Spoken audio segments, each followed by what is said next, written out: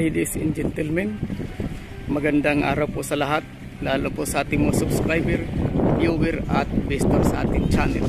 Kayo po ay nanonood sa Golden Real Estate Channel at kung kayo po hindi pa nakapag-subscribe, kayo po ay malugod namin inimbitahan.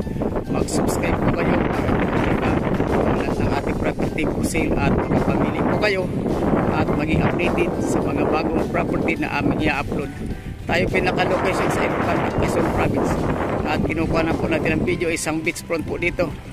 Napakaganda po nito at ito pinapakalinis tubig. Ito po ang property na ibinibenta. At ang total lot area po at lahat ng mga detalye nito ilalagay ko na lamang po sa video screen dahil po sa ngayon ay hindi po natin confirm ang lahat po ng mga detalye nito dahil po sa biglaan po ang pagpunta rito. Pero napakaganda po ng kanyang pagka-beachfront. Ang lapad po ng baybaying dagat, ang buhangin po ay brown at pinong-pino po ang buhangin. Hindi man lang po masusugatin ang mga paa natin dito kung tayo pinakayapak dito.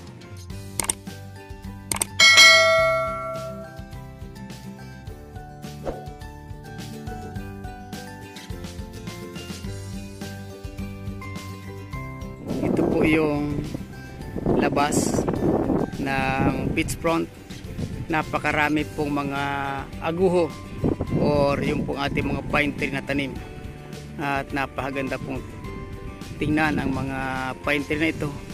Isa po sa patunay na pagka mayroon pong ganyan mga halaman ay malamig po ang klima sa lugar na yan. Ang travel time po dito magmula po sa Quezon City ay mahigit lamang pong 2 oras at hindi naman po lalagpas ng 3 oras. Ito po ay patag na patag po ang loob ng property natin at may mga tanim na rin po ng mga niyog. Nandito na po tayo sa loob ng property at napakapatag po ng area at dito po ay may bahay po ang bantay ng property na ito.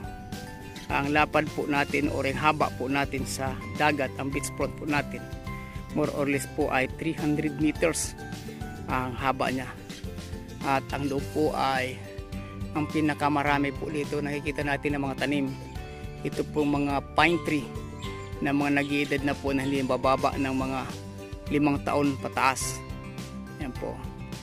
Sa mga gusto po mag-develop ng resort na malapit lamang po sa Metro Manila, ang property po nito ay napakaganda po.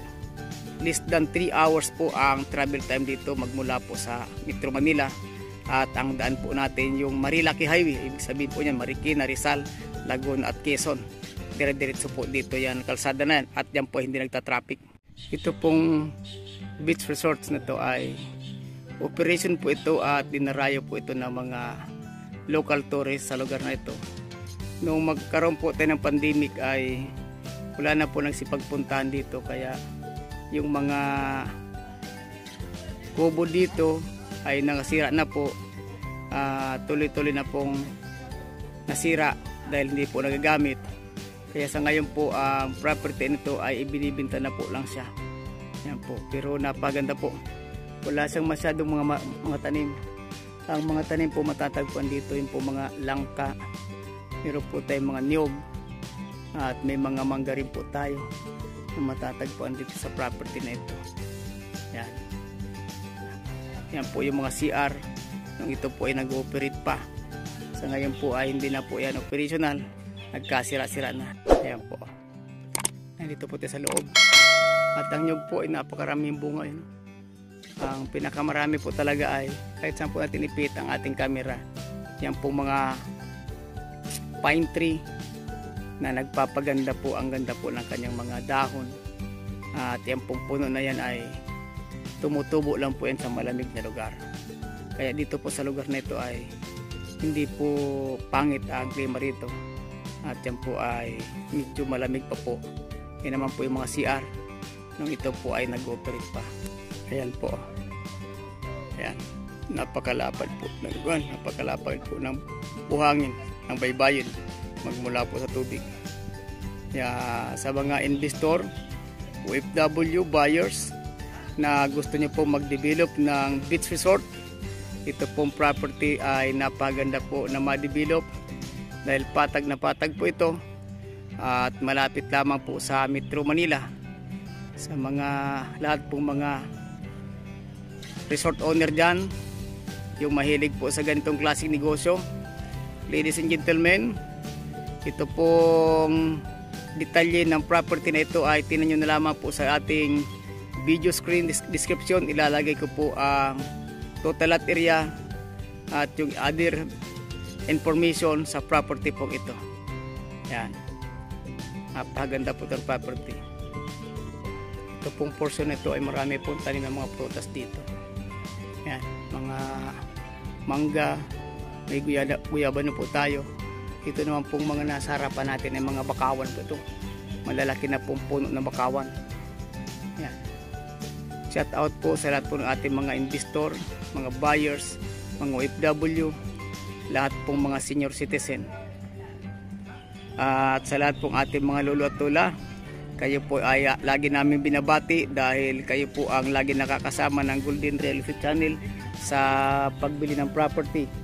At kung kayo po ay naghahanap ng mga retirement place at gusto niyo pong pagtayuan ng rest house nyo at gusto niyo ng farm, ito na po ang maisasuggest namin sa inyo. Napakalalaki po ng bakawan. Yan po ay bakawan yung puno na yan. Yan, happy viewing po sa lahat at maraming salamat po sa pagtangkilik nyo sa Golden Real Estate Channel.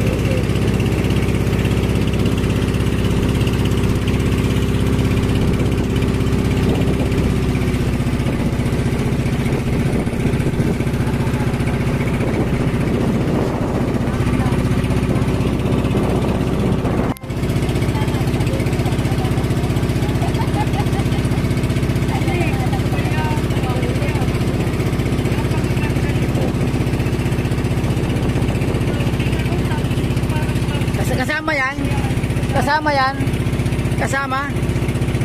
Kasama po yan.